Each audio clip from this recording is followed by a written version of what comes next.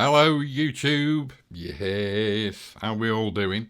Okay, in the last video you did catch a glimpse of me showing you this slightly crappy waterfall shot from Iceland, and I showed it to you being processed in Lightroom, and then I was demonstrating my double IPAS clarity manoeuvre in Photoshop, and I showed you how to do that longhand, and I also showed you how to do it using an action.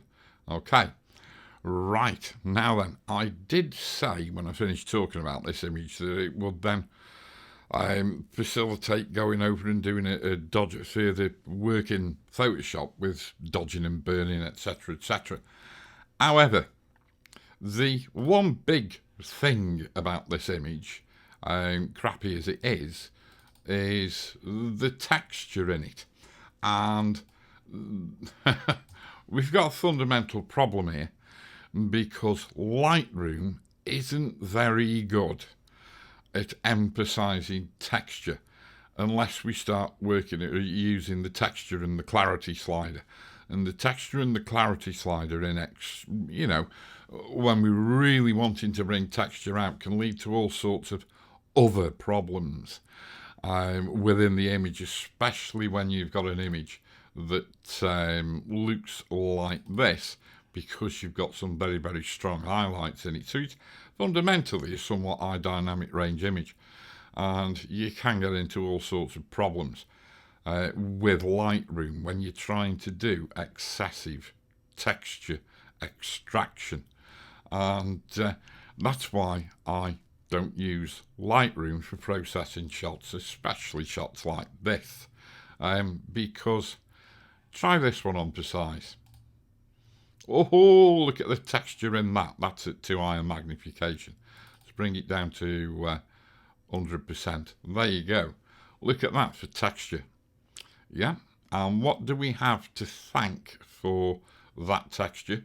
Not Lightroom, Raw Therapee. Yes, Raw Therapee indeedy. And you can see the image if I open up the layers panel.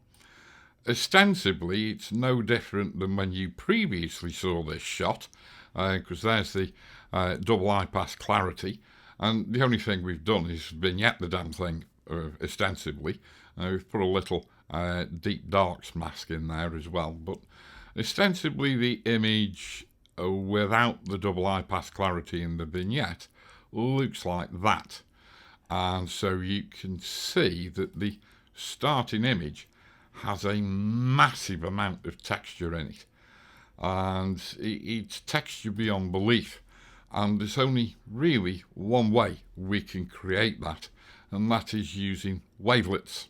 Alrighty, so if I head off back over to Raw Therapee, and there you go, there is the finished Raw Therapee part of the image. Just bring it up to 100%, just wait for it to process out. There you go. And look at all that granular texture. I mean, it is just awesome. And so what we're going to do is we're going to process this image using Raw Therapee and Photoshop. And so we better get on. So the first thing I'm going to do is to neutralize the image by going to My Profiles, mybase.pp3. And if you don't understand what mybase.pp3 is, then I'll put a link up in the top right hand corner of the video, hopefully now, yes, and also a link down in the description panel, so you can go and watch how to create the mybase.pp3 working profile or default profile for Raw Therapee. And I will at the very outset say that I am working in, if we go to About Raw Therapee, I'm working in the development build 5.8 3065 G9C5 CE0D9B. Yes, I am. And if we look there, credits, scroll down. Oh, hey, there I am. Fame. Oh. So, go ahead and click cancel on that. And the first thing I'm going to do is bring the image back out to a fit to screen view. And for those of you who've got access to this raw file, vis-a-vis me patrons, you did actually download it for last week's video. So just go and feed it back into Raw Therapee again and click the little triangle, or the white triangle, white warning triangle up here, and that'll just tell you where your popped highlights are. And but they're not really popped, but they are, but you can adjust them out so they're not 100% blown actually on the raw file. And the first thing I'm going to do is activate dynamic range compression. I am, yes I am. I'm just going to leave it set at its default values of amount 20, detail 30, but the anchor point, I'm going to move it more towards the shadows. So I'm just going to bring it over and take it down to somewhere around about 10, 11, 12, something like that. Okay, so what we're fundamentally doing is we're just dropping or remapping those highlights a little bit more down into the shadows. So what we're doing is we're getting rid, or we're calming down the very, very bright bits of the highlights. And you're looking at that image and you're thinking, gee, God, Andy, that looks terrible. And you're quite correct, it does. But then what we're going to do is we're just going to activate tone mapping. Okay. Right, and we'll just leave it set to its defaults. And now you can start to see things are coming sort of a little bit more pronounced. But the only thing is, the basic colour management of the image is incorrect.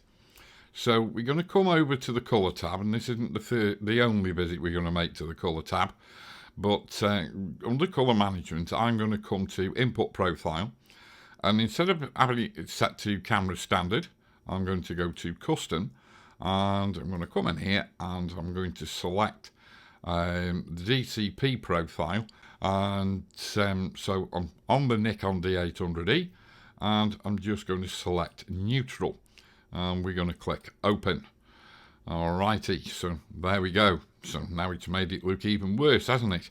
But you'll notice how we've got a bit more detail in the actual waterfall. But we've got the baseline exposure checked automatically, and the base table is sort of greyed out. But if we activate the lookup table for the camera, now you'll see the colours have changed. And then what we need to do is apply the tone curve for the camera, and there you go. Wow. Alrighty. Now things are looking somewhat more realistic, and this is why you should always remember to get hold of your camera profiles and use them in Raw Therapee, because they can make an absolutely phenomenal difference to the image, and therefore your complete workflow will change from what it would be if you left it set to the default of camera standard. Righty, so what are we going to do next? Let's go back to the details panel again. Yes, we've got all that. We've got tone mapping done. We've got dynamic range compression done. Right, so the next thing I'm going to do is, I was going to go to Wavelets, but I won't. I'm just going to come over to the Raw tab, and we've got Capture Sharpening turned on, and I'm just going to activate the contrast mask for the sharpening. Not activate it, just make it a bit more visible. Well, make it visible. And what I'm going to do is just lift up the contrast threshold just a little bit, so I'll make more of that water dark. And that means that because it's fairly low frequency detail, I'm using the bilinear demosaicing algorithm for the highlights and very upper mid-tones, and where there is very, very little detail, and I'm using the RCD demosaicing algorithm for all the high frequency detail areas in the image. Right, and then, so that's, we've got set to 16, so I'm just going to lift the contrast threshold for bilinear up to 16. There we go, that's that done. And then we're going to turn off the visibility of the sharpening mask. And now we're going to come to the Wavelets panel, yes, and we're going to do a very, very simple operation in here. We're going to turn on Wavelets. We're not going to change anything in this initial Wavelet settings dialog box, but we are going to come down to contrast, and we're going to activate Wavelet contrast. And then what I'm going to do is to just keep clicking this contrast plus, and I actually know where I want to go to, and I'm going to take it up to 162, rather like that.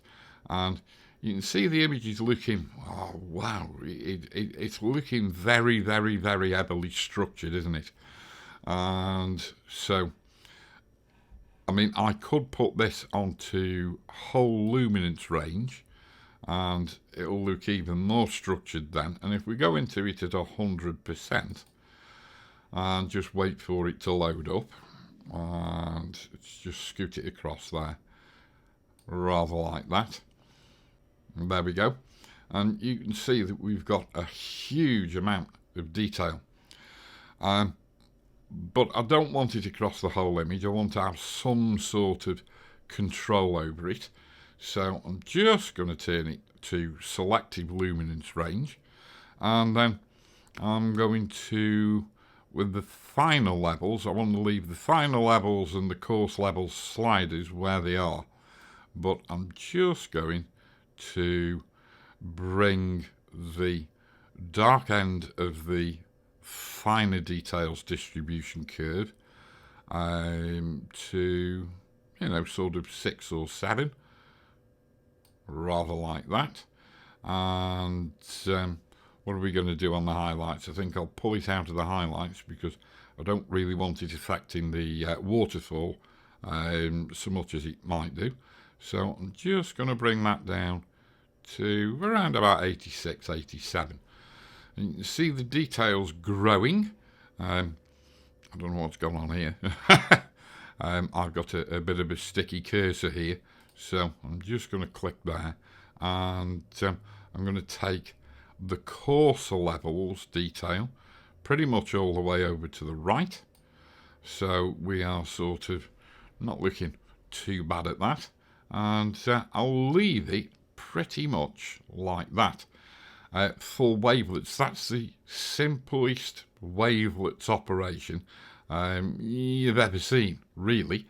And then all we're going to do is, I told you we would go back to the colour tab again, and I'm going to activate the HSV Equaliser, and just so you can see what happens, I'm going to come out to a fit to screen view, and I'm just going to select a equaliser for saturation, and oh look, it actually kept the curve memory for this saturation increase. So what we've done is we've upped the oranges, yeah, and I mean the oranges are in fact reds, but if you just grab the reds and just sort of switch them over to pull them over, click and drag till you get to, you'll notice the vertical bar changes, so it changes to orange, and same, this colour should by default be yellow, but you sort of move it over towards the green end, and yeah, it's not looking too bad at all. And but I am just going to desaturate the greens just a little bit. I don't want them going sort of too crazy. I'm just going to pull that saturation down a little bit for the oranges. All right, so we are pretty much done. And all I'm going to do is to come down and click this little icon at the bottom, and we'll export this over to Photoshop. And yeah, we'll just go and repeat the process over in Photoshop. But you can see how much detail, how much sort of streaky texture we've got in the actual water of the waterfall, which is a heck of a sight more than we got in Lightroom. And you just, this sort of processing you just cannot do in Lightroom. You just can't. It's this sort of very alien thing. I don't use wavelets as much as some people may advocate using them because I fundamentally use them for either noise control or texture control. And to be quite honest with you, there's other ways of controlling noise now inside of Raw Therapee that sort of wavelet level noise control, in my opinion, is a little bit, I won't say out of date, but there's easier, less complex ways of doing the job. All right, so fundamentally, I'm now going to stick to pretty much the same workflow as we did in the previous video. So I'm going to do this with my actions, but if you go and watch the previous video, I'll show you how to do these steps in a long-winded manner, and I also sort of touch on how you can actually record them as an action. And for those of you who are members over on my Patreon channel, you too, as you know, have got access to Andy's actions. Yes. So just to make things a lot less cluttered, I'm going to run the neural depth maps first. And so we'll just click play on the neural depth maps action. And there we go. It's finished playing. And of course, it's made no difference to the image. But of course, we've got these two depth maps here, depth map and depth map inverted, in the alpha channels panel. And so I'm just going to come back to my layers. I'm not going to do anything with those depth maps at the minute because we're going to come to double high pass clarity. And oh boy, I hope you sort of sitting down for this. We'll just run double high pass clarity. It's funny because I had a question off one of my Patreon members, Igil, who wondered if double high pass clarity was a bit like Wavelets. And as I did answer him, yes and no. As you can see, coupled with Wavelets, it makes a heck of a shot. I mean, wow, is it over the top? I don't know, you tell me. But I mean, if we go into that at 100%, bear in mind we haven't put any sharpening on this image other than capture sharpening inside of Raw Therapee. We haven't put any other sharpening on it whatsoever. But there is always a little bit of sharpening which comes from the high frequency detail high pass filter that's in this double high pass clarity group, and we'll talk about that again in a second. The only thing is, I want this adjustment to be a little less prevalent on the actual waterfall itself. So what I'm going to do, and this is where the depth maps come in, I am just going to come over to my channels panel, and I'm going to select the depth map, not the inverted depth map, the depth map, and we will command or control click on that depth map. We'll come back to layers, and we will add that depth map as a mask. And there we go, rather like that, to the actual double high pass clarity group layer. And so if I turn that mask off by holding the shift and left clicking, you can see we actually just tone down the overall brightness of the highlights. But we are stealing a little bit of contrast from the foreground. So I'm just going to hit B for my brush tool and painting in white on the mask. In normal blend mode, I'll just take the opacity up to sort of 70% just for speed, and we can paint back in there just how we want, and just sort of relight that foreground a little bit. Yeah, rather like that. And yes, so if we go into that image at 100% now, look at the texture that we've got. We might want to turn it down a little bit. Come down to this rock here, and we've got such a massive high contrast boundary here. But if we go into it, you can see the haloing we've got there is like 1 and a bit pixels wide we are at 6,400% magnification. So ostensibly, if we printed that out, this image out, even at a 60-inch print, that halo would not be visible. It just wouldn't. You wouldn't notice it because of edge bleed and dot gain. You just would not notice it at all. The only thing I want to do is to negate the severity of this adjustment in the actual darkest parts of the image. All right, the very, very near blacks. So the simplest way to do that is to actually put this group within another group. So I can drag that group down and put it inside another group. Now I can go and add a mask to this new group, which will hide everything that's in it, including everything in this double IPAS clarity group here. And all I'm going to do is come to Lumenzia, and I'm just going to hit D6. And so now I can see all my darks, okay, but I'm just going to drop it to 6.25 and just constrain those darks down just a little bit more, rather like that. And we're just going to go select to select those that luminosity mask, and then we're going to paste it as a mask onto this new group, but obviously it's the wrong way round, so we'll just go and invert it. Okay, so now if I hold down the shift key and make all alternate clicks on this layer mask, you will struggle to see it at a fit to screen view. But what I'm doing is I'm just protecting my darks in the image. Yeah, and so they're not going too black. Alrighty, well that's all we're doing.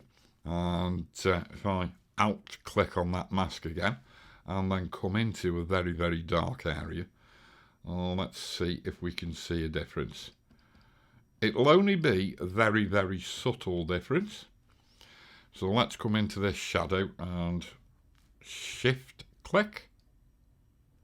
It is. You can just see it. It's making a little tiny difference, but I very much doubt if you'll actually see that due to YouTube's video compression.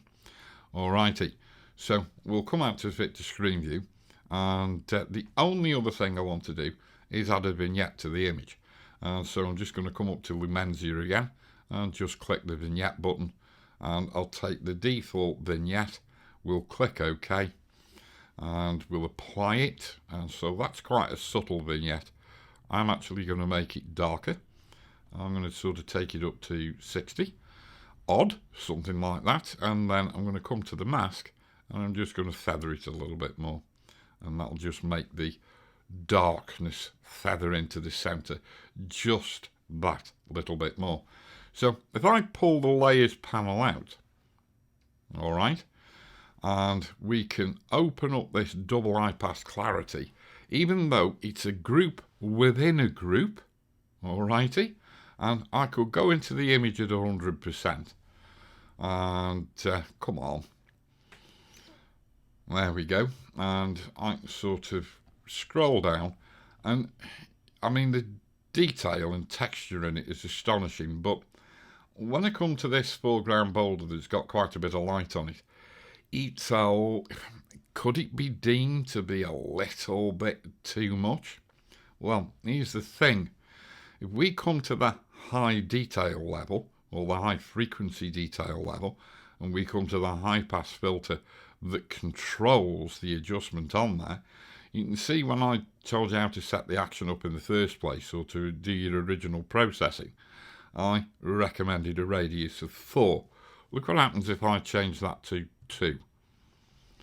I don't know if you noticed a little shift in the image. If I put that back to, not 24, good God. If I put that back to its default of 4, and then I'll just click cancel on that, and we'll come in to the image at a much higher magnification. Let's leave it about there, and then what we'll do is we'll come back into the high pass filter again for the high frequency detail, and instead of 4 I'll hit and switch that out to 2, and we've got the preview button, so you might just see a bit of a change going on in the pixels of this image. So we'll go 2, and did you see that little change there? Let's go back to 4, and you see it gets a little bit brighter in places. And what we're trying to do is we're trying to control those very, very, very bright areas and make them a little less glary. So 2 is quite a good setting for that. But as I said, you do have to look quite closely and at quite high magnification to see certain adjustments that I'm making here. But it just goes to show you how controllable everything is. And to me, it's made a noticeable difference because the highlights on this boulder are just not quite as glary. In actual fact, they're 50% less glary, but because they are scattered throughout the entirety of this boulder, it's not always super duper obvious. If I go to the history panel and we go back, step back through the actual feathering change, you can't really see a big difference. So there we go. But when it comes to printing, it would make quite a significant difference. And of course, if I come out to a fit to screen view, the biggest swing of overall contrast distribution in this image is down to the low frequency detail high pass filter. So what we can do is come in and edit that, and it's at the suggested setting that I gave you, which is 400. But you see, if I change that to 129, you can see how the image changes. If I take it down to 60 odd, you can see it change again.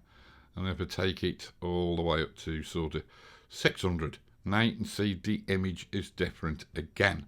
So let's take it up to the middle 600s, and we'll call that done. You know, it's all down to personal choice and preference, how you want to approach this, but you've got such a degree of control over this adjustment. And you know, we've made quite a noticeable adjustment to that image there, and yet if we go into it at 100% and switch over to the navigator and use the navigator box to move around the picture, you can see we've still got 0 visible haloing around this super high contrast border or boundary or edge. So there you go, guys. Raw Therapee, wavelets and tone mapping. Yeah, the tone mapping was quite important, but in conjunction with wavelets processing, the level of detail that you can pull out of a texture using Raw Therapee, as far as I'm aware, through all the different raw processors that I've played with over the years, you can't really beat Raw Therapee. And it's also just of note, you know how sharp that image is in Photoshop. Look how sharp it is here. It's nowhere near as sharp because all we put on was capture sharpening. But if we come back over to Photoshop and we look at this, let's go and look at the same place, pretty much there. Look how much sharper everything is in there, and that is controlled by, for the most part, this high pass filter layer here. All right, the one that controls or affects the high frequency detail. All right, guys and gals, if you're not a member of my Patreon and you haven't got my little Photoshop actions panel, then if you go and watch the video that I put up before, the one last put up, you can see how you can make these double high pass filter double high pass clarity action or maneuvers yourself, and you'll also be able to make your own depth maps using the neural filters that are with the latest version of Photoshop. And of course, we can't make any luminosity selections very quickly and easily without a luminosity masks action panel. And of course, I'm still using what I consider to be the most convenient one. The most thorough one is Tony Kuiper's TK Actions, but that is like, I've got a basic little panel here for, it's just a TK Luma mask, but the proper TK Actions panel is it's a bit of a monster, I'll tell you.